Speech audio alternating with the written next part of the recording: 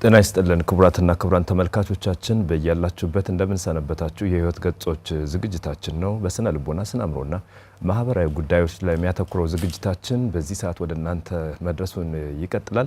ሙሉ አዳም ታምሩ አብሬያችሁ ቆይታ አድርጋለሁ። በዛሬ ቆይታችን ስነ ምግባርና የግብረ ገብነት ግንባታ የተሰኘ ርዕሰ ጉዳይን ወደ እናንተ እናደርሳለን። በዚህ ርዕሰ ጉዳይ ላይ ደግሞ ሙያዊ ሀሳቦችን የሚያጋሩን ሰፊ ማብራሪያዎችን የሚያጋሩን እንግዳ ጋብዘናል። እንግዳችን መምህር ገብረ ጊዮርጊስ ይግዛው የስነ ምግባር መኮንን ናቸው። እናንተም በያላችሁበት ሆናችሁ ከኛ ጋር ቆይታችሁን ስላደረጋችሁ እጅግ በጣም ብዙ ፍሬ ሀሳቦችን የምትጋሩ ይሆናል። አብራችሁን እስከ ፕሮግራማችን ፍጻሜ ድረስ እንድትቆዩ ግብዣችን ነው። ከኛ ጋር ሁኑ።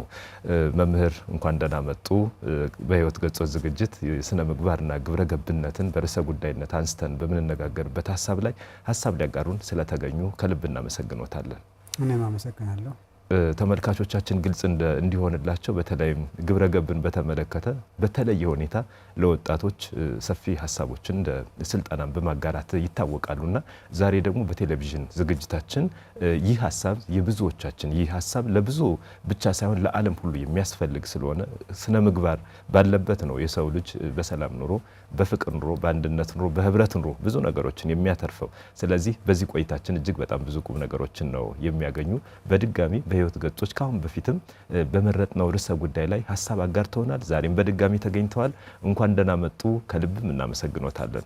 እንኳን ደህና ቆያችሁ። እኔም እጅግ በጣም አረጋግጬ አመሰግናለሁ። እኛም እናመሰግኖታለን። ክቡራትና ክቡራን ተመልካቾቻችን በዚህ ርዕሰ ጉዳይ ላይ ሰፊ ሀሳቦችን እንጋራለን። ካፍታ ቆይታ በኋላ ተመልሰን ተገናኝተን ዝርዝር ነገሮችን ወደ እናንተ እናደርሳለን። ከኛ ጋር እንድትሆኑ አሁንም ግብዣችን ነው። ከኛ ጋር ሁኑ።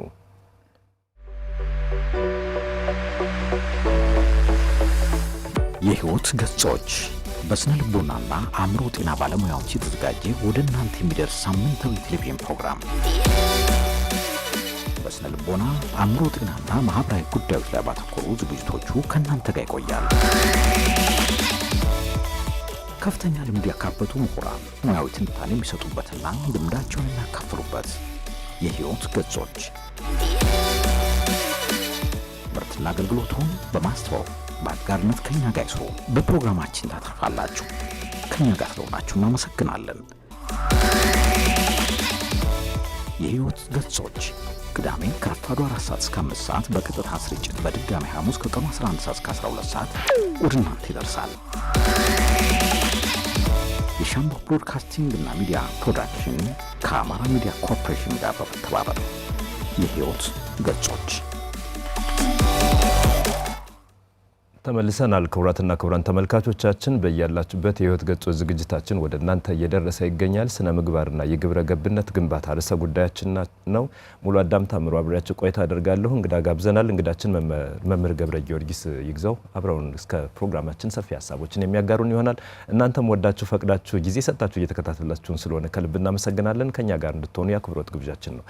መምህር መግቢያ ላይ እንዳነሳሁት ሰው ብለን ስንጠራ መጀመሪያውኑ ሰው የሚባለው ፍጥረት ወደ አይምሮአችን ሲመጣ ስነ ምግባር የሚባለውም አብሮን ይመጣል። የምግባር መገለጫዎቹ ብዙ ስለሆኑ የግብረ ገብነት ነገሮች ይቀድማሉና ስነ ምግባር እና ግብረ ገብነት ስንል እንደው እንዴት ነው መረዳት ያለብን? እንዴት ነው የሚገለጸውስ? ምን ማለትስ ነው የሚለውን ሀሳብ ብናስቀድም በጣም ደስ ይለኛል።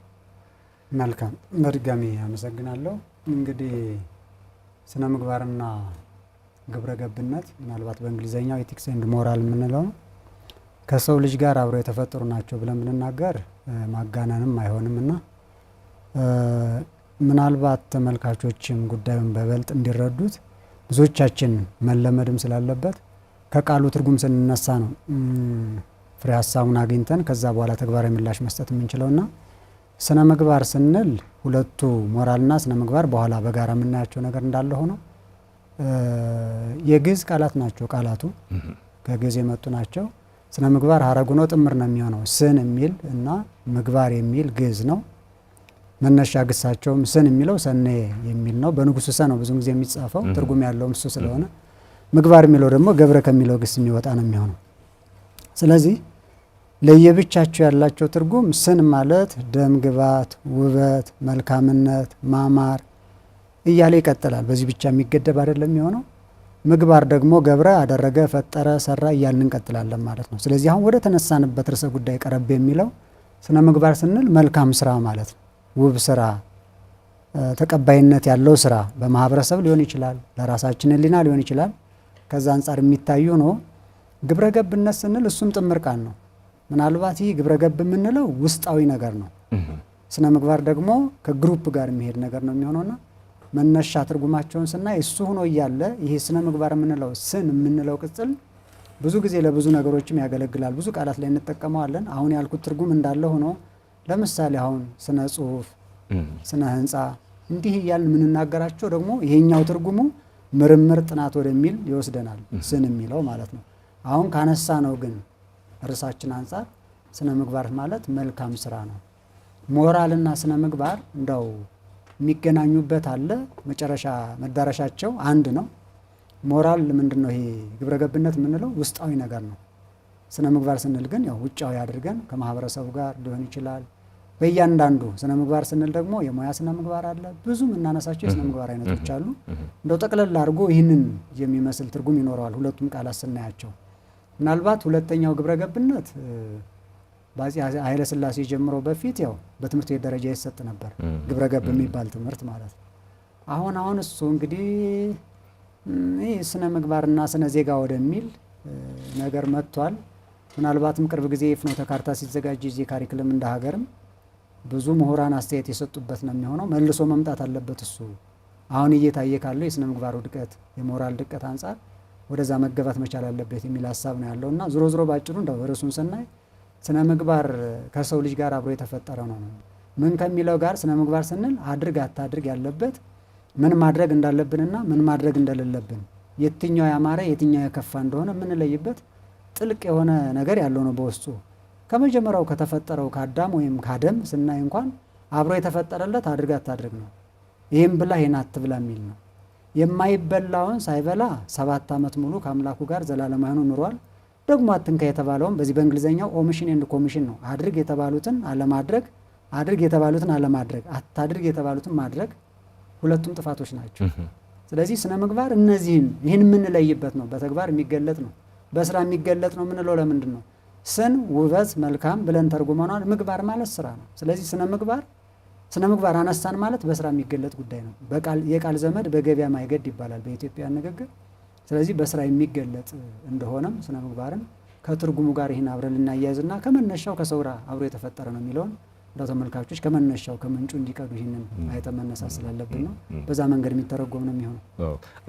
ይሄ በጣም ሲያነሱልኝ እንዲያውም ከሰው ጋር ከተፈጥሮ ጋር አብሮ የተፈጠረ እስከመሆን ያው ሰውነቱ ግብረ ገባዊነቱ መገለጫው ሲሆን ሞራላዊነቱ ራሱ ሞራል በሰው ተፈጥሮስ ክብር የሚገባው ክብር የተገባው ክብር የተሰጠው የሚለውን የሚያሳይ ስለሆነ ከጥንተ ተፈጥሮ ጀምሮ ሰው በጉዞ ውስጥ እስካሁን ድረስ ስነ ምግባር ወደፊትም ቢሆን ያስፈልገዋል። ግብረ ገብነትም እንደዚሁ አብሮ ውስጣዊም ውጫዊም በሆነ በአስተሳሰብ ውስጥ የሚመጡትን ነገሮች ሞራላዊ በሆነ ሁኔታ ነጥሎ መሆን ያለበትና የሌለበትን ከፍሎ አስተውሎ እንደሚራመድ ያንን የለየውን ነገር ደግሞ በተግባር ነውና የሚያንጸባርቀው የሚገልጠው። ለነዚህ ለግብረ ገብነትም ለስነ ምግባርም እንደ መሰረት የሚሆኑ ከትላንት ትውልድ በስልጣኔ ሰለጠንኩ ሲልም አስተሳሰቡና ግብሩ ስለሆነ ስነ ምግባሩ ስለሆነ ዛሬም በደረስንበት አሁን በምንኖረው ነገም ደግሞ በሚመጣ ትውልድ ላይ እነዚህ ነገሮች የሚቋረጡ አይደሉም። የማይቋረጡ ከሆነ ትላንትም የነበሩ ከሆነ ወደፊትም የሚቀጥሉ ከሆነ ለዚህ ለስነ ምግባርና ግብረ ገብነት መሰረቶቹ ምንጮቹ ምንድን ናቸው? መልካም ነው። ጥሩ ሀሳብ ነው። በእውነት ለመናገር ከተፈጥሮ ቅድም ተነስተናል። ቅድም ያነሳነው ነገር እንዳለ ሆኖ ዝሮ ዝሮ አንደኛው መሰረቱ ነው የሚያገለግለው። የትኛውም ሃይማኖትና እምነት አለው ማንኛውም ሰው ማለት ነው። የመጀመሪያው ምንጭ የሚባለው መሰረቱ እሱ ነው የሚሆነው። ለብዙዎች ያው ግብረ ገብነት መሰረቱ ከፈጣሪ የተሰጠ ነው። ቅድም ከፍጥረት ጋር ያገናኘ ነው። ለዛ ነው ራሱ ሰው በህሊናው መጥፎውንና በጎውን እንዲለይ ተደርጎ የተፈጠረ ነው። እግዚአብሔር ከጥንቱ ሲፈጥረውም ጭምር ማለት ነው። ስለዚህ ስነ ምግባር ስንል እነዚህን ስለሚያካትት ማለት ነው። የመጀመሪያው ቤዝመንት ተብሎ የሚታሰበው የግብረ ገብነትና የስነ ምግባር መሰረት ብለን የምንወስዳቸው ሃይማኖት ነው። እያንዳንዱ ሃይማኖት የትኛውም ዓለም አቀፍ ደረጃ ያሉ ሃይማኖቶች ሴንትሪክ አጀንዳ አላቸው፣ ማዕከላዊ አጀንዳ አላቸው። አሁን የምናነሳው ጉዳይ ማዕከላዊ አጀንዳቸው ነው። ቅድም ምናልባት ትርጉሙ ላይ ያላነሳ ነው። ስነ ምግባር ስንል መልካም ስራ ብለን የተረጎም ነው እንደየተርጓሚ የሚለያይ ይሆናል። በአንዱ ማህበረሰብ ሞራሊ የሚደገፈው በሌላኛው ማህበረሰብ ማይደገፍ ሊሆን ይችላል። ኢንተርናሽናሊም ናሽናሊም ካየ ነው። ኢትዮጵያንም ስናያት ብዙ ብሔረሰቦች ያሏት ሀገር ስለሆኑ በአንደኛው ነውሩ ነው ያልከው ባህል በሌላኛው ኖሩ ላይሆን ይችላል። ዳይቨርሲፋይድ የሆነ ነገር አለው። እንደው መቼም በተመጠነ ሰዓት በዚህ መንገድ ክሩድ የሆነ ነገር ለማስተላለፍ ካልሆነ በስተቀር እሱ ላይ መነሻችን ነው። ስለዚህ የመጀመሪያው መሰረቱን የሚያገለግለው ሃይማኖት ነው። የትኛውም ሃይማኖት መስረቅ ኃጢአት ነው ይላል። ሰውን መግደልም በአንተ ላይ እንዲደረግብህ የማትፈልገው ሌላው ላይ አታድርግ የሚል ክልከላ አለው። እነዚህ በሙሉ የትኛውም ሰው ለሆነ የሚያገለግሉ ናቸው። የትኛውም ዲስክሪሚኔሽን ሳይደረግበት ማለት ነው። ስለዚህ አንዱ መነሻው ሃይማኖት ነው። የስነ ምግባርና የሞራል ወይም ደግሞ ሞራል እያልን የምንጠራው አድማጮች ምናልባት እንዳናጋባቸው ግብረገብነት የምንለውን ነው። የዛ ቀጥሎ ምናልባት እኔም አንተም ተወልደን ያደግነው ቤተሰብ አለን፣ ማህበረሰብ አለን። የመጀመሪያው ቁጥር 1 ቤተሰብ ነው። ኢቭን ኢፍ ከቤተሰብ እናስጠጋው ካልክ ሞር አታችመንት ያላቸው እናት ጋር ነው፣ ከማህፀን ጀምሮ ማለት ነው። ወንዱ ዘር ከማቀበል ያለፈ ድርሻ የለውም። ይህን ስል ደግሞ ያው ድጋፉን እንዳይተውት ያገቡ ሰዎች በዚሁ አጋጣሚ እያሳሰብኩ ከማህፀን ጀምሮ ነው። ፌተሱ ራሱ ያው ስታንዳርዱ 275 ቀን ነው የአንድ ጽንስ ፕላስ ኦር ማይነስ ይኖረዋል። በዛ ውስጥ ራሱ እያዳመጠ የሚያድገው አለ። እውነት ለመናገር በቀጣይ ጥናት የሚያስፈልጋቸው ብዙ ነገሮች እየተጠኑ ስነ ምግባር ከዛ ነው የሚጀምረው፣ ከዘሪውም ከዘር ተቀባዩም ጀምሮ ማለት ነው። ስለዚህ ምንጭ የሆነ መሰረት ስለሆነ እያነሳን ያለ ነው። የመጀመሪያው መሰረት ቤተሰብ እንልና ከቤተሰብ ደግሞ የተለየ ሚና የምንሰጣቸው እናቶች ናቸው። በማህፀን ህፃናት ፌተሱ ያዳምጣል።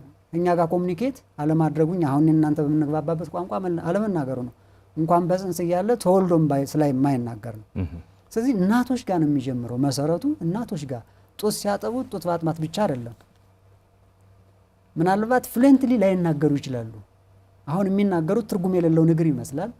መጨረሻ ላይ ሲያድጉ ሊረሱት ቢችሉም፣ ስለዚህ የመጀመሪያውና ትልቁ ደግሞ ቀጥሎ ያለው ከሃይማኖት ቀጥሎ ቤተሰብ ነው እና አስተዳደጋችን ማለት የምናድግበት ቤት ጭምር። በዛ ቤት መስረቅ ነውር ሆኖ ሊያድግ ይችላል። መስረቅ ጀግንነቱ ነው ሊያድግ ይችላል። በማህበረሰቡ አድርግ አታድርግ ብለን ቅድም ያልናቸው መስረቅ ነውር ነው የትኛውም ጋር ስንሄድ ማለት ነው። የኛ ያልሆነን ነገር ማለት ነው። በእኛ ላይ እንዲደረግ የማንፈልገው ያንተ አሁን ስማርትፎን ቢጠፋ በአንተ ላይ እንዲደረግ ጭራሽ አትፈልገውም። ያ ሰው ግን አደረገብህ፣ የሰረቀ አካል ማለት ነው። በሱ ላይ እንዲደረግ አይፈልገውም። ስለዚህ ሁለተኛው እንደ ምንጭ የምናየው የቤተሰብ ጉዳይ ነው የሚሆነው መሰረት ብለን ያስ ነው ማለት ነው።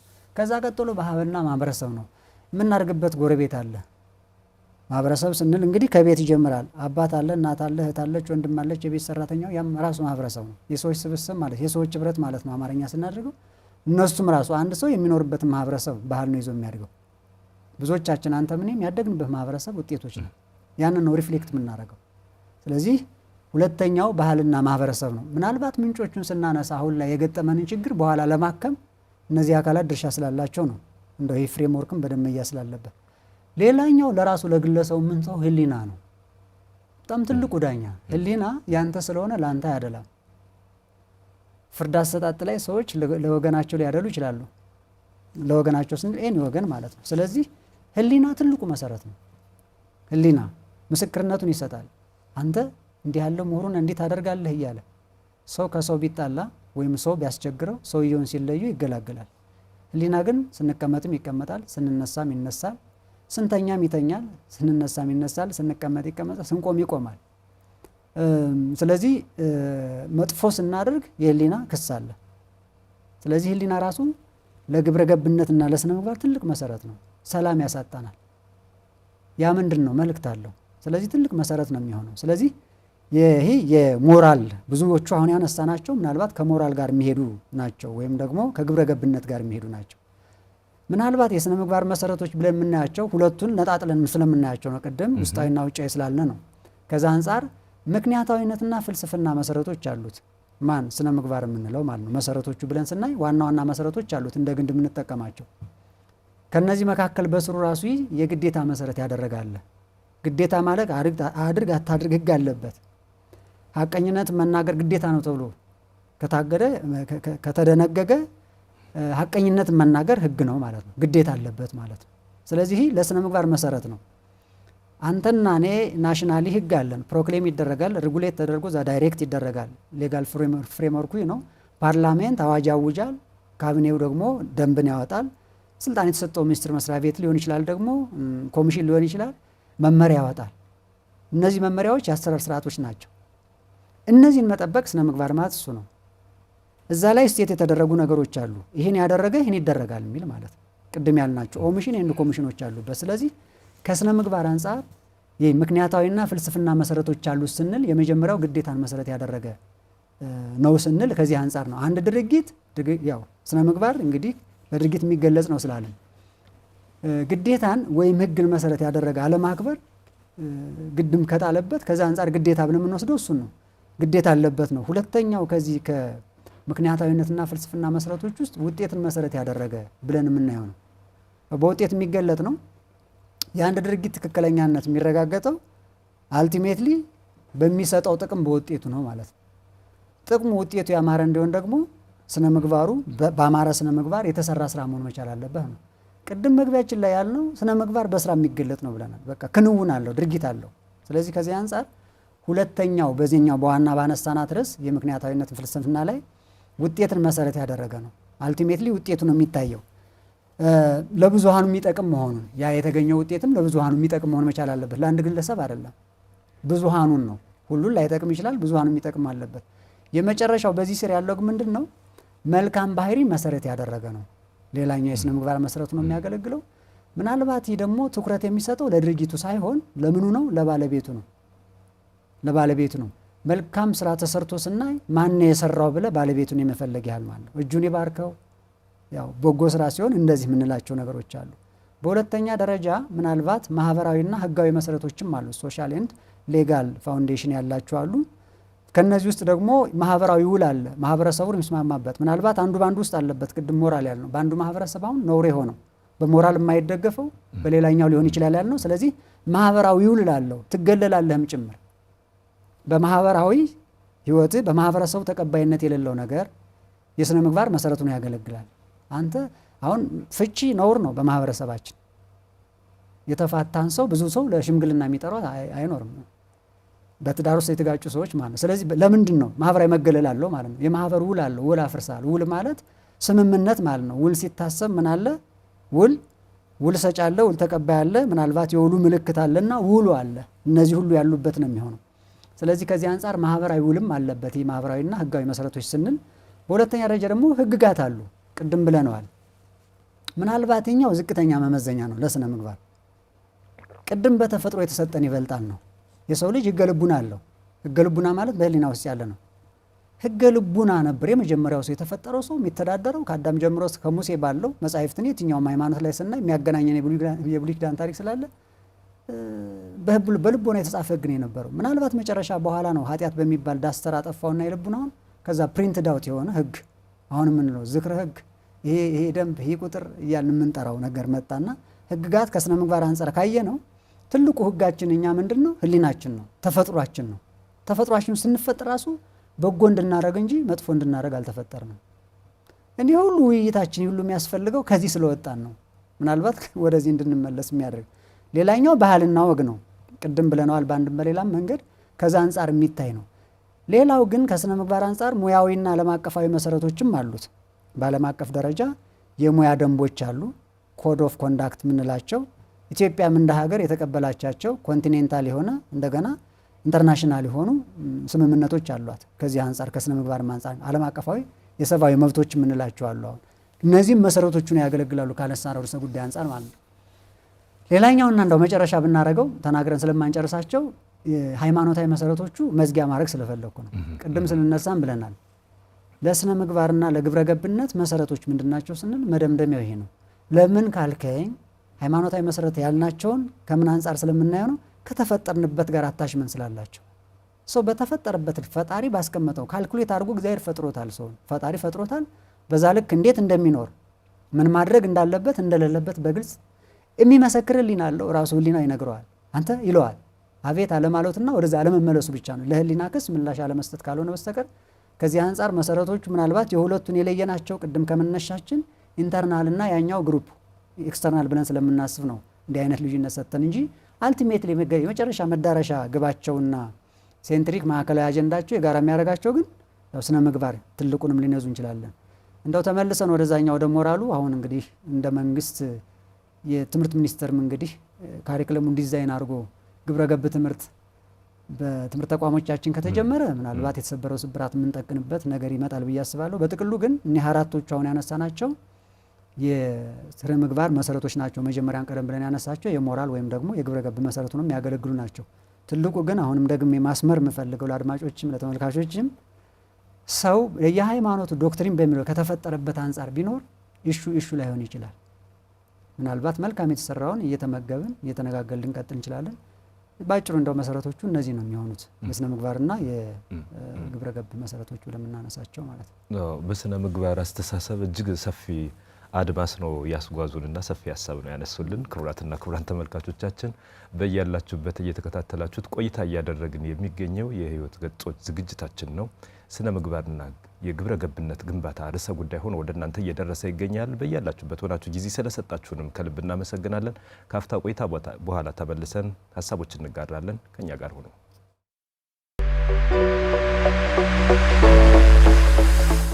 የህይወት ገጾች በስነ ልቦናና አእምሮ ጤና ባለሙያዎች የተዘጋጀ ወደ እናንተ የሚደርስ ሳምንታዊ ቴሌቪዥን ፕሮግራም በስነ ልቦና አእምሮ ጤናና ማህበራዊ ጉዳዮች ላይ ባተኮሩ ዝግጅቶቹ ከእናንተ ጋር ይቆያል። ከፍተኛ ልምድ ያካበቱ ምሁራን ሙያዊ ትንታኔ የሚሰጡበትና ልምዳቸውን የሚያካፍሉበት የህይወት ገጾች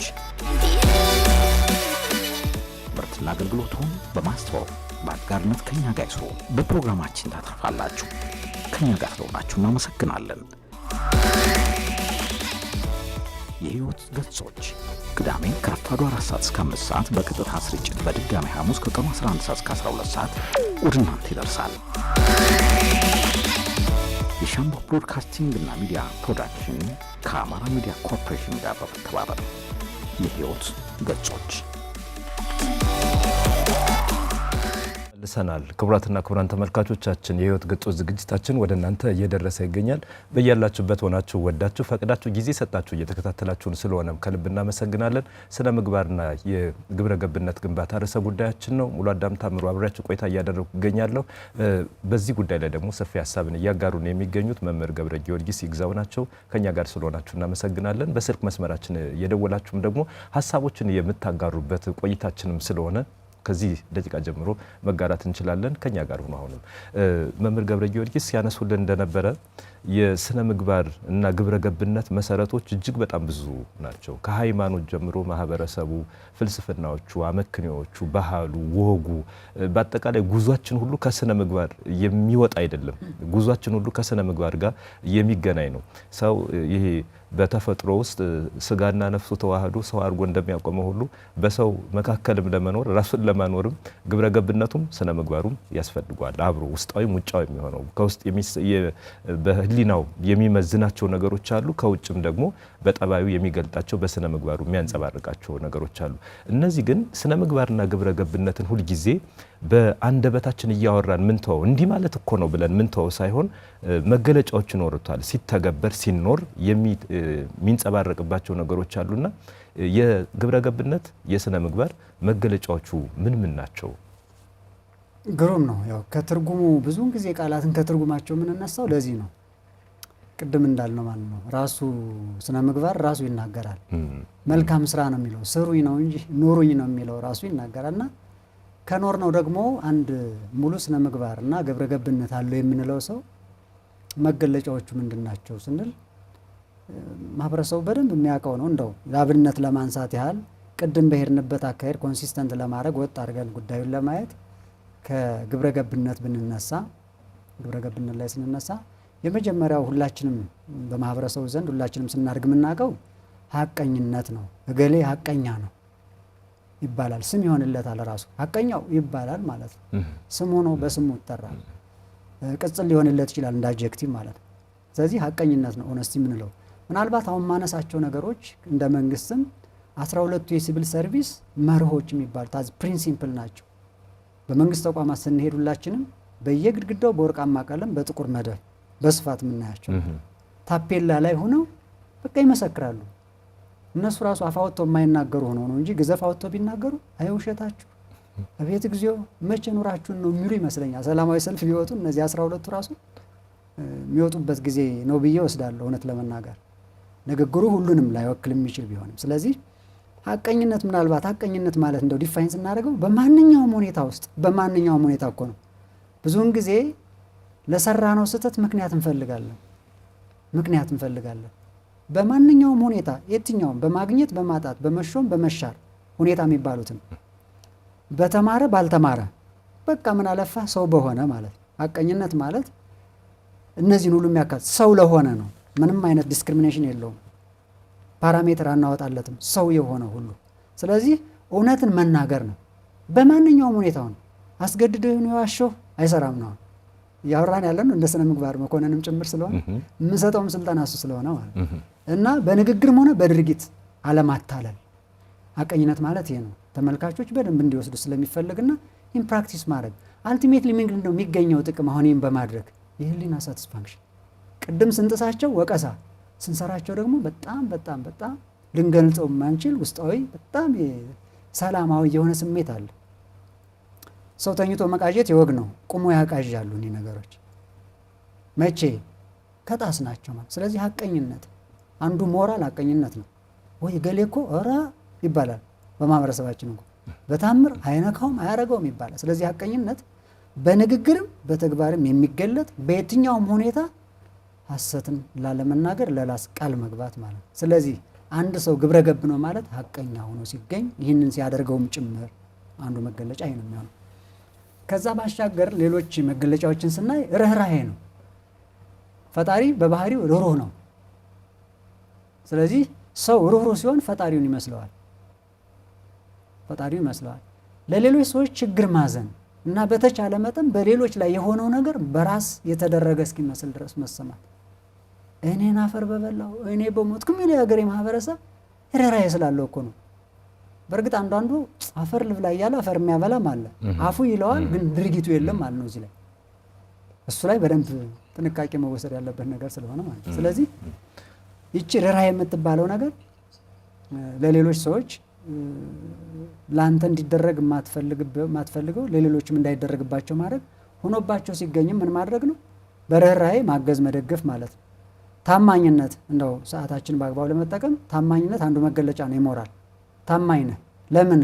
ለስራ፣ ለራስህ፣ ለሌሎች እያልን መቀጠል ስለምንችል። ይቅር ባይነት፣ ትህትና፣ እነዚህ ከሞራል አንጻር ስናያቸው መገለጫዎቹ ናቸው። አንድ ግብረ ገብ ነው የሆነ ሰው የምንለው ሰው እንዲህ አይነት ኳሊቲዎች ወይም መገለጫ መንገዶች አሉ። ከስነ ምግባር አንጻር ስናይ ፍትሐዊነት ነው፣ ፌርነስ፣ ሁሉን እኩል ማየት፣ በእሷ ላይ የተፈጠረውን ሁሉ ማየት፣ የምንም አይነት መስፈርት ሳያወጣ ሰው መሆኑን ብቻ አውቆ ሲሆን በተሰማራንበት ሙያ አንተም በሙያ እኔም በሙያ በምናገለግለው ማህበረሰብ ውስጥ ያለ አድሎ ማገልገል ከላይኛው የስልጣን መዋቅር እስከ ታችኛው ባለሙያ ድረስ ማለት ነው። በየትኛው በሃይማኖትም ስትገባ በየትኛውም መስፈርት ማለት ነው። ከዛ ሌላኛው ተጠያቂነት ነው። ለወሰነው ውሳኔ ተጠያቂ ነው። ሲወስንም ሞራሊ ወይም በስነ ምግባር ውስጥ ነው ስለወሰነው እንደው ስህተት እንኳን ተፈጥሯል ተብሎ የሚጠይቀው አካል ቢመጣ ለመመለስ ተጠያቂ ለመሆን ራሱን ያዘጋጀ ነው። ሌላው ታማኝነት ነው። ለሙያው ታማኝ ነው፣ ለራሱ ታማኝ ነው። ለራስ ታማኝ ማለት እንደው ንግራ እንዳያጋባ ለወዳጆቹ፣ ለትዳሩ፣ ለስራ ባልደረባው፣ ለመሳሰሉት ታማኝ ነው። ሌላው ህግን አክብሮ ነው የሚሰራው። ስነ ምግባር ያለው ሰው ህግን አክብሮ የሚተገብር ነው የሚሆነው። ስለዚህ እነዚህ መገለጫዎች ናቸው። ምስጢር መጠበቅ ቅድም ያልኳቸው በጥቅሉ ከሲቪል ሰርቪስ የመንግስት ሰራተኞች መርህ አንጻር አብረው የሚሄዱ ናቸው። ምስጢርን መጠበቅ ማለት ምስጢር መቼስ ሲነገርህ አትንገር ተብለህ ነው የምትነገረው። ያም ደግሞ አትንገር እያለ ከሄደ ችግር ስለዚህ አንድ ስነ ምግባር አለው የሚባል ሰው የወዳጁን፣ የባለቤቱን፣ የጓደኛውን በዙሪያ ያሉትን አትንገር ተብሎ የተነገረውን ምስጢር የሚጠብቅ ማለት ነው።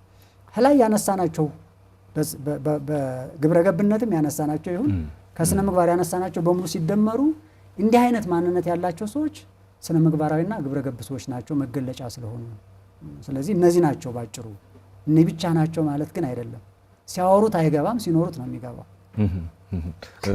ስለዚህ መገለጫዎቹ እነዚህ ናቸው። በጣም ብዙ ሀሳቦችን ነው ያነሱልን። በተለይ እነዚህ ነገሮች በማህበረሰብ ውስጥ እንደ ደም ስር የሚሆኑ በሃይማኖት ውስጥ በጽድቅም ለመጓዝ የሚያስችሉ ያው ምግባራዊ መሆን በጣም አስፈላጊ ስለሆነ በስራችንም ፍሬ እንዲኖረን የሚያደርግ በግለሰብ ክብርን የሚያስገኝ ናቸውና ጠቅለል ባለ ሁኔታ እነዚህ መገለጫዎችን መሰረት አድርገን ግብረ ገብና ስነ ምግባር ዋጋው ምን ያህል ነው ቢባል ምን ያህል ብለን ልንገልጽ እንችላለን? እንደው ለመግለጽ ለመግባባት እንዲመቸን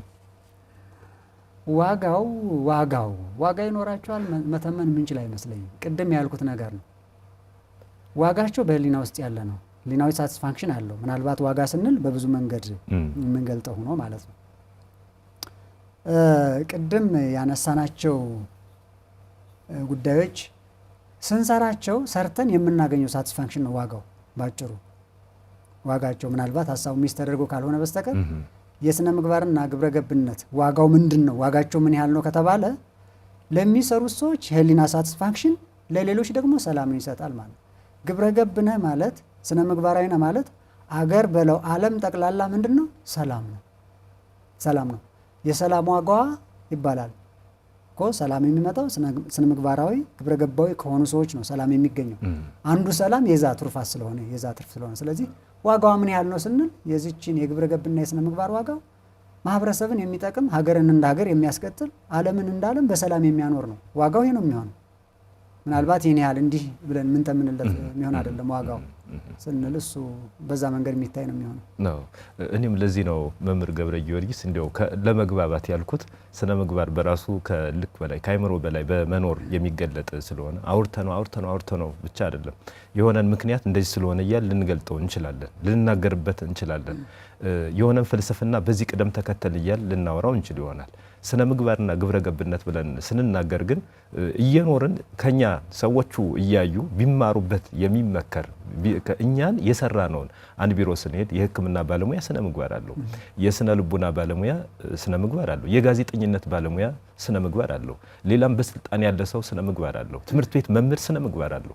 ልጆች ስነ ምግባራዊ እንዲሆኑ መምህሮቻቸው፣ ወላጆቻቸው ስነ ምግባራዊ እንዲሆኑ ያስፈልጋል። ግን ስነ ምግባራችሁን ባካችሁ አስተካክሉ እያልን ብቻ አይደለም እየኖርን ስናሳያቸው ስለሆነ ዋጋው በህይወት ውስጥ ከፍ ያለ መሆኑን በዚህ ማስተዋል ይቻላል። ሰፊ ሀሳቦችን ያነሱልን መምህር።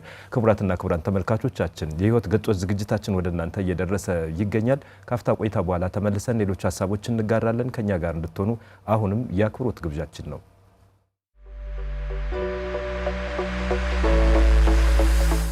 የህይወት ገጾች በስነ ልቦናና አእምሮ ጤና ባለሙያዎች የተዘጋጀ ወደ እናንተ የሚደርስ ሳምንታዊ ቴሌቪዥን ፕሮግራም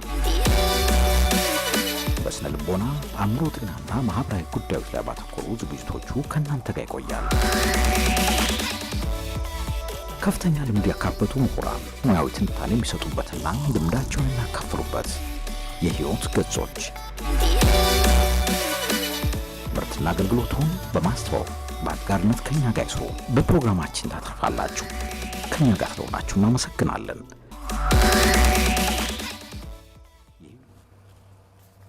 ከረፋዱ 4 ሰዓት እስከ 5 ሰዓት በቀጥታ ስርጭት በድጋሚ ሐሙስ ከቀኑ 11 ሰዓት እስከ 12 ሰዓት ወደ እናንተ ይደርሳል። የሻምቦ ብሮድካስቲንግ እና ሚዲያ ፕሮዳክሽን ካማ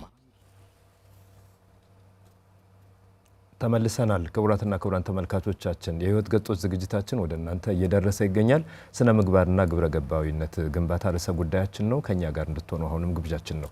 መምህር ሲያነሱልን እንደነበረ ግብረ ገብ ዋጋው እስከዚህ ነው ተብሎ ተነግሮ ብቻ የሚያልቅ ሳይሆን ተኑሮ የሚገለጥ ተኑሮ የሚጠቅም ጥቅም ብቻ የሆነ በተለይ ግብረ ገባዊ ሰናያቱ ላይ ሲያተኩር ሰው መልካም ነገሮች ላይ ሲያተኩር በግብረ ገብ ደግሞ የሰው ልጅ በክብሩ የሰው ልጅ በህይወቱ እና ለተፈጠረለት ዓላማ በተፈጠረበት መንገድም ሲጓዝ ራሱን እያነጸ ወደሚፈልገው መንገድ ነውና የሚጓዘው። ስነ ምግባር በሂደት ስነ ምግባር በተለያየ በዘመናትም ቢሆን መሸርሸርም ሌሎች ችግሮችም ያጋጥሙታል። አሁን ለምሳሌ በዚህ ዘመን ያለንበት ዘመን በብዙ የቴክኖሎጂ አካሄዶች ውስጥ እንገኛለን። ዲጂታሉ ዓለም የራሱ የሆነ አውንታዊ በጎ ነገሮች እንዳሉት ሆኖ አሉታዊ ለስነ ምግባር ቅድም አንጻራዊነት በሚመስል ሁኔታ ለሆኑ ሰዎች መልካም የሚመስለው ለሆኑ ሰዎች መጥፎ ሆኖ እስከመታየት የሚመጡ በምስል በድምጽ በብዙ ነገር የምናያቸው ብዙ ነገሮች አሉ። መሸርሸር እና የስነ ምግባር ግድፈቶች፣ ዝንፈቶች ሊስተዋሉ ይችላሉ። እነዚህ ነገሮች መገንባት አለባቸው። የፈረሰን ነገር እንደፈረሰ ብናስቀጥለው እንዲያውም ማንነቱ ሁሉ ሊጠፋ ይችላል። የሚታነጽ ነገር ደግሞ በታነጸ ቁጥር ለነገ ይተርፋል፣ ለነገም ይደርሳል እና ግብረ ገብነትን ከሚያጋጥሙት መሸርሸር ግብረ ገባዊነትም ከሚታይበት አካሄድ ከሰው ልጆች ራሳቸው በመኖር ሂደት ውስጥ ከሚያጡት ነገር ጋር አያይዘን እንዲያው እንዴት ነው ስነ ምግባርን ግብረ ገብነትን መገንባት እንደ ሰውም ደግሞ ሰውነታችንን አሳድገን ልንኖር የሚገባው ማለት ነው። በሌላ መልኩ ስነ ምግባር የሆነ ህንፃ አይደለም፣ የሆነ ነገርም አይደለም። በራሱ ሰው ውስጥ በሰው አይምሮ፣ በሰው ሀሳብ፣ በሰው ስሜት የሚንጸባረቅ ስለሆነ እንዴት እንገንባው የሚለው ሀሳባችን እንፈልገዋለን። ዝርዝሩ መልካም። ያው መጨረሻው ይህን ሁሉ አይተንም መሆን ያለበት ጉዳይ ላይ ደርሰናል። እውነት ለመናገር አሁን የገጠመንን ስብራት የተናደውን እንዴት እንገንባው ነውና የሚጀምረው ከራስ ነው። እንዴት እንገንባው ከተባለ ይህንን የሚመለከቱ እኔም አንተም ሁላችንም ከራስ ስል እንግዲህ የየድርሻችን እንወስዳለን ማለት ነው። ስለዚህ ከራስ መጀመር ተገቢ ነው። ግንባታው የሚጀምረው ከራስ ነው። እያንዳንዳችን በስነ ምግባርና በግብረ ገብነት ከተገነባን አጠቃላይ ማህበረሰቡ ይገነባል ማለት ነው። ምናልባትም አንድ ምሳሌ እዚህ ውስጥ ባስገባ ከራስ የምትለዋን ነገር አልቲሜትሊ ምን ላይ እንደሚያደርሰን ለማሳየት አንድ ሰው አስቸኳይ የሆነ ስራ ገጠመውና እሱን ስራ እየሰራ ኢንፋንት የሆነ ልጅ አለው። ያን ስራ ላሰራው ሲል ለልጁም ሌላ የስራ እድል መፍጠር አለበት። እሱ ፍሪደም አግኝቶ ስራው እንዲሰራ ቤቱ ላይ የተለጠፈ አንድ ትልቅ የዓለም ካርታ ቀደደና ለዛ ህፃን ሰጥቶ ፕላስተርም መቀስም አዘጋጅቶ በሊን እንደነበር አድርገህ መልስልኝ የሚል ሰጠው። ሰውየው የሚያስበው እኔ ስራዬን ጨርሼ ካልጨረስኩ ጊዜ እንዳይፈጅ ብሎ እየጠበቀ እያለ የህፃን ሞከረ፣ የዓለምን ካርታ ለመገጣጠም ሞከረ።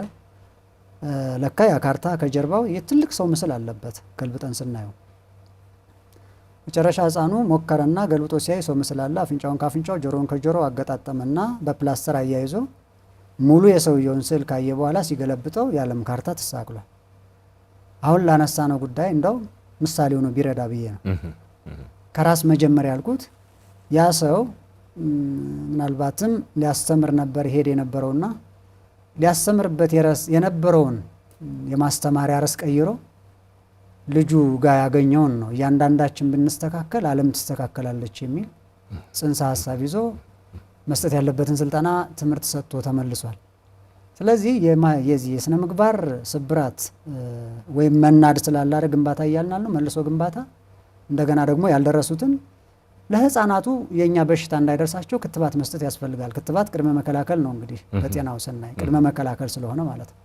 ታሞ ከመማቀቅ አስቀድሞ መጠንቀቅ ነው መርሃቸው የሚሉ በጤና በኩል ያሉት ወገኖቻችን ባለሙያዎቹ አስቀድመን ህፃናትን መክተብ ያስፈልጋል ማለት ነው። ስለዚህ ከራስ ብለናል። የተገነባ ሰው ይገነባል። እኔ ከተገነባው አንተን እገነባለሁ፣ አንተ ስትገነባ ሌላውን እያል ሁላችን ከተገነባን ደግሞ የተገነባ ማህበረሰብ የተገነባ ሀገር በቃ ኢቲካሊ ቢውልድ የሆነ ከተማ ክፍለ ከተማ ሊሆን ይችላል። እያሰፋው ሄድ እንደ ዓለም እንዲሆናል ማለት። ስለዚህ የሚጀምረው እንዴት እንገንባው የሚለውን የመጀመሪያው ጥያቄ መለስ ያለበት ሁላችንም ከራስ መጀመር ነው የሚለውን ነገር መያዝ መቻል ፐርሰናል ዲቨሎፕመንት ያስፈልገዋል። ሁለተኛው ያው ራስን በዚህ ውስጥ ምንድነው ራስን መመርመር ያስፈልጋል። ምናልባት ከዚህ አንፃር ስናየው እንዴት እንገንባው ራስን መመርመር ያስፈልጋል። ራስን መመርመር በየቀኑ የምናደርጋቸው ድርጊቶች ስነ ምግባር ላይ ያነሳን ያለ ነው የከወናቸው ክዋኔዎች በሙሉ ራሳችን የምናይበት ፋይናሊ 12 ሰዓቱን ማታ ላይ የምንጠቀልልበት ዛሬ ስነ ምግባር ስንል በነገራችን ላይ በሶስት መንገድ ይገለጣል። በዚሁ አጋጣሚ ተመልካቾችም እንዲያውቁት በአስተሳሰብ በንግግርና በተግባር ነው የሚገለጠው። ተግባር ላይ የደረሰው እኮ በአስተሳሰብ ተጸንሶ በንግግር ተወልዶ ነው በተግባር ያደገው። ስለዚህ ስነ ምግባር ይህንን ያካትታል። ሀሌው ነቢይ ገቢር ይሉታል በግዙ። ስለዚህ ዛሬ ምን አሰብኩ፣ ምን ተናገርኩ፣ ምን ሰራው የስነ ምግባር ኤሌመንቶች ናቸው። ያ ውስጣዊ ብለን የለ ቅድም አሁን ሞራልን መጥፎ አስበን ከሆነ ማን ነው የሚያውቀው? ሌላ ሰው ያውቀውም። ከሌላ ሰው ጆሮ በንግግር አላደረሰውም። እኛ ነው የምናውቀው። ስነ ምግባር የሚነሳው ከዛ ነው፣ መጥፎ ከማሰብ። ስለዚህ መጥፎ መናገር ይመጣል። መጥፎ መናገር ያ መጥፎ ነገር ከመፈጸም ያደርሳል። ስለዚህ ራስን መመርመር ነው። ከራስ ይጀምራል ግንባታው። የስነ ምግባርና የሞራል ግንባታው ስንል ራስን መመርመር አንዱ ነው። ከራስ ይጀምራል። ምን ላድርግ? ራስን መርምር። እንዴት ልመርምረው? ዛሬ ምን አሰብኩ? ምን ተራገምኩ? ምን ሰራው? ከማህበረሰቡ እሴት አንጻር፣ ከተቋሜ የአሰራር ስርዓት አንጻር እያልን ከሃይማኖቴ ዶክትሪን ቀኖና አንጻር የትኛው ነው ስነ ምግባራዊ፣ ይህ ስነ ምግባራዊ? ስለዚህ እያረሙ መሄድ ያስፈልጋል። ሌላኛው ንባብና ትምህርት ነው። በዚህ ዙሪያ የተጻፉትን ማንበብ በራሱ ያው ጥሩ ነው። በዚህ ርዕሰ ጉዳይ አሁን ባነሳ ነው ስነ ምግባርና ግብረ ገብነት አይደል እየተነጋገርን ያለ ነው። በእነዚህ ኢሹ ላይ ባለሙያዎች ያሉትን ብዙ ነገሮችን ማንበብና ራስን ማድረግ ያስፈልጋል። አራያ ሮል ሞዴል መሆን መምረጥ ነው። ራስን መመርመር እዚህ ነው። ሁለተኛ የቤተሰብና ያስተዳደግን ሚና መለየት ነው። ቅድም ምን ብለናል? መነሻችን ላይ መሰረቶች ብለናል። ቅድም ታስታውስ ከሆነ ማለት ነው። እነዛን መሰረቶች ላይ ባጭሩ ስራ መስራት ነው። እነዛ መሰረቶች ላይ እንዲገነባ ማለት ነው። ቤተሰብ ላይ ስራ መስራት ያስፈልጋል። ቤተሰብ ጋር ሲሰራ ቤተሰብ ሲደመር ማህበረሰብ ይሆናል፣ የተገነባ ማህበረሰብ። ሃይማኖት ላይ የመጨረሻው መመጣበት በትምህርት ስርዓታችን ውስጥ ካሪክለም ሆኖ እንዲካተት ከዚህ በፊት ይሰጥ የነበረው ግብረ ገባዊነት አሁን እንዲመጣ የሚያስገድድ ሁኔታ ከተገኘ መንግስት ይህን ትኩረት ሰጥቶ የስነ ምግባር ቁርጭኝ ወሮት ሀገርን ሽጦ የሚበላ ትውልድ መጥቶ በጣም አላስፈላጊ ነገር ውስጥ እንዳንገባ። በጣም ባንክራፕሲ ነው፣ ክስረት ነው። የስነ ምግባር የከሰረ ትውልድ ለሀገርም አይሆንም፣ ለማንም አይሆንም፣ ለራሱም አይሆንም አልቲሜትሊ። ከዛ አንጻር ግንባታው በትምህርት ስርዓት ውስጥም ቀርጾ የዜግነት ትምህርት የስነ ምግባር ትምህርት እንዲሰጥ ማድረግም ተገቢ ነው። በማህበረሰብና በሃይማኖት ተቋማት ሃይማኖታዊ ትምህርቶችን አጠናክሮ መስጠት ያስፈልጋል። ማህበረሰባዊ እሴቶች አሉ፣ እሴቶች በጣም በጎ እሴቶች ማለት ነው፣ የኛ ሊሆኑ የሚገባቸው እሱ ላይም።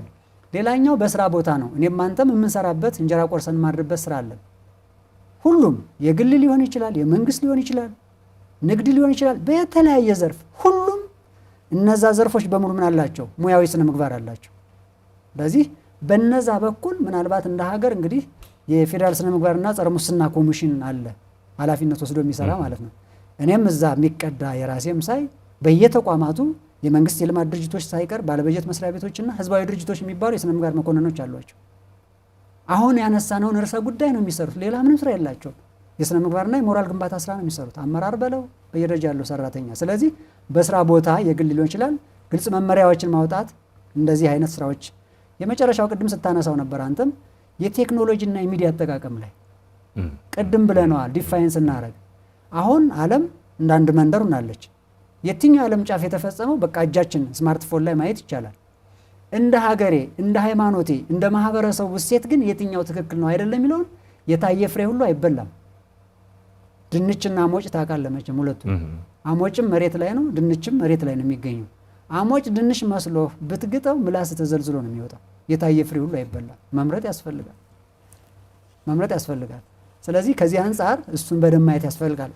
በዚህኛው ይህ ዲጂታል ስነ ምግባር የሚባል አለ፣ እንደ ሀገርም አለ፣ ይወጣለት አዋጅ አለው። ሚዛናዊ መረጃ በተለይ በእናንተ አካባቢ ጋዜጠኞች አካባቢ ሚዲያ ሰዎች ላይ ያለ ማለት ቅድም ጠቅሰዋል። እነዚህ በሙሉ እነዚህ ቦታዎች ላይ ምንጮች የተባሉት ስራዎች ያስፈልጋሉ ማለት እንደምን በሃይማኖት ደረጃ ያስፈልጋል፣ በመንግስት ደረጃ ያስፈልጋል፣ በቤተሰብ ደረጃ ያስፈልጋል፣ በትምህርት ተቋማት ደረጃ ያስፈልጋል፣ በቀበሌው ያስፈልጋል፣ በክፍለ ከተማ ያስፈልጋል። ይህንን ከሰራን ነው የስነ ምግባር ጉዳይ አንተና እኔ ብቻ ሰርተ ነው የሚያቆም አይደለም። እኔ እናንተ ብንሰራው በዛኛው ይፈሳል። አልቲሜትሊ የሚፈለገውን ግን ማግኘት አንችልም። ሁሉንም ግን በአንዴ ላናዳርሰው እንችላለን። በገበሬው ስትሄድ አንዱ ሰብል ሲዘራ አንደኛው እየታጨደ ታያለ። እንዲህ እያለ ሊመጣ የሚችልና ፋይናሊ ግን ሁሉም ሊስተካከል የሚችልበት ነገር ይኖራል። በጣም በቁርጠኝነት ፖለቲካል ቁርጠኝነት የሚያስፈልገው በላይ የአመራሮቹ በዚህ ጉዳይ ቶሌራንስ ሊኖራቸው ይገባል። ምክንያቱም በመንግስት ተቋማት ያሉ ባለስልጣናት አሉ፣ ባለሀብቶች አሉ እነዛ ላይ። ስለዚህ ሀብታቸው እንዴት ማስተዳደር እንዳለባቸው፣ ስልጣናቸው እንዴት ፕራክቲስ ማድረግ እንዳለባቸው በጣም በስፋት በመንግስት ደረጃም ትኩረት ተሰጥቶ እየተሰራ ነው። ካለውበት ተቋም አንጻርም በዛ ልክ መናገር ስለምፈልግ ነው። በዚህ መንገድ ግንባታውን ሁሉም ባለድርሻ አካላት አሉ ነው። ባለድርሻዎቹን ቅድም የጠቃቀስናቸው ናቸው። ሁሉም የየድርሻቸውን ከሰሩ የነዛ ድምር ውጤት የተገነባ ማህበረሰብ፣ የተገነባ በስነ ምግባር የታነጸ ሞራላዊ የሆነ መንግስት ይኖራል ማለት ህዝብ ይኖራል ማለት ነው። በዛ መካከል እንኳን አንድ አኒቲካል የሆነ ሰው ቢገኝ መኖር አይችልም። እሱ ራሱ ታርቆ ይገባታል ወደዚህ። አንተ ነውር አይደል ይገለላል። እንዲህ ሊሆን ይገባል። ስለዚህ እነዚህ አሁን ያነሳሳናቸው ቦታዎች ላይ በጣም ጥልቅ የሆነ ስራ ያስፈልጋል። ግን መሰረቱ ማን ነው ካልከኝ መሰረቱ ማን ነው? ሃይማኖታዊ ተቋማት ላይና ቤተሰብ ላይ። ለምን ሃይማኖታዊ ተቋም የሚሄደው ከቤተሰብ ወጥቶ ሁሉም ሰው ተጠራቅሞ ነው አይደል የሚገናኘው እነዛ የወጡት ሰዎች። ከዛ አንጻር እነዛ ላይ መሰረቱ ላይ መስራት በጣም ጥሩ ነው። እግር ሲንቀሳቀስ ራስ አብሮ ይሄዳል። ከፍ እያለ ሲሄድ ደግሞ ሁሉም የተገነባ ማህበረሰብ ላይ እንደርሳለን የሚል ሀሳብ ነው ያለኝ። እነዚህ ናቸው። እኒህ ብቻ አይደሉም። ምናልባት አሁን ላለን ሰዓት በተገደበ ጊዜ ሁሉም ነገር በሰዓት ስለሚሆን ከዚህ አንጻር እናንሳቸው ከሚል እንጂ ይሄ ብቻ አይደለም፣ የሚያልቅ አይደለም። ተመልካቾች ራሳቸውም እንዲጨምሩበት አደራ መስጠት እፈልጋለሁ በዚህ አጋጣሚ። በጣም ጥሩ መምህር ገብረ ጊዮርጊስ፣ አሁን ማጠቃለያ የማደርገው መነሻችን ሰው ነው። ስለ ስነ ምግባር ስናወራ ከግለሰቡ ጀምሮ ማለት ነው። ግለሰቡ ሙሉ አዳም የተባለ ግለሰብ የሚኖረው ስነ ምግባር በቤቱ ውስጥ፣ በማህበረሰብ ውስጥ፣ በስራ ቦታ ውስጥ በየትኛውም እንቅስቃሴው ላይ አብሮ የሚጓዝ ነው። ተነጥሎ የሚቀር አይደለም። ግለሰቡ እየተጓዘ ስነ ምግባሩ የተነጠለበት ተፈጥሮም የለንም። ይህ ከሆነ በተለይ ትውልድ በስነ ምግባር ሲታነጽ ብዙ ነገሮችን ይሰራል። ዓለምን የተወደደች የተዋበች የተጌጠች ብዙ ጤንነቷ የተሟላላት እስከመሆን እንደ ሰው አሰራሩ የሚጓዝባት ነገር ቅድም ሲያነሱልን እንደነበር ሰላማዊ የሆነ አስተሳሰብ ሰላማዊ የሆነ ህይወትን ነው የሚገነባ። ሰላማዊ የሆነ ንግግር ሰላማዊ የሆነ ውጤት ይኖረዋል። ሰላማዊ ልምምዶች፣ ተግባራት በአጠቃላይ ሰውን በፍቅር በተስፋ በብዙ አይነት አስተሳሰብ በጎለመሰ መልኩ ባደገ መልኩ እንዲኖር ያደርጓልና ለነዚህ ሁሉ መሰረት ገና ቅድም ሲነግሩን መግቢያ ላይ ምን ብለውናል? የተጸነሰ ጽንስ እንኳ የሚነገረውን ነገር ያዳምጣል ካልን ሲወለድ ጀምሮ ደግሞ ያበጎ ፍጥረት ያበጎ ተፈጥሮ ያለው የሰው ልጅ ከወላጆቹ እጅ ላይ ነው የሚያርፈው፣ ከእናቱ ክንድ ላይ ነው የሚንተራሰውና ወላጆች በተለይ ትኩረትም ያደርጋሉ እየተከታተሉንም ስለሆነ ወላጆች ብዙ በትምህርት ቤትም በብዙ አይነት ማህበራዊ ህይወታችንም ስናይ ልጅ አስቸገረ፣ ልጅ እንደዚህ ሆነ እያሉ ይናገራሉ። በእርግጥ ያዩትን ነገር በበጎም በመስተካከል ባለበትም በመናገራቸው ችግር የለውም።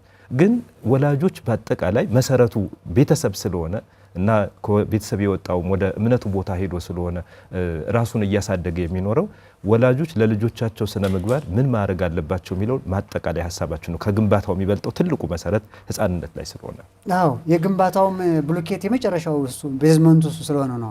እዛ ላይ መጀመር ስላለብን ነው። ቅድም ብያለሁ እንዳልከው ነው። ቤት ላይ ብቻ የብዙ ውጤት ስለሆነ ነው። ቤት ሰርተን ስንልከው ጎረቤት ላይ ያፈርሰው ይችላል። ገብቷል ሀሳቢ? የኔ ልጅ ስነ ምግባራዊ ሳደረገው ጎረቤቴ ስነ ምግባራዊ ከሌለ ሊገናኙ እሺ ይሁን ጎረቤቴ ሁሉ ሆነ እኔና ጎረቤቴ የሰራነውን ደግሞ ትምህርት ቤት ልንልከው ነው። ትምህርት ቤቱ ኢቲካል ካልሆነ ደግሞ አበላሽቶ ሊልክብን ነው።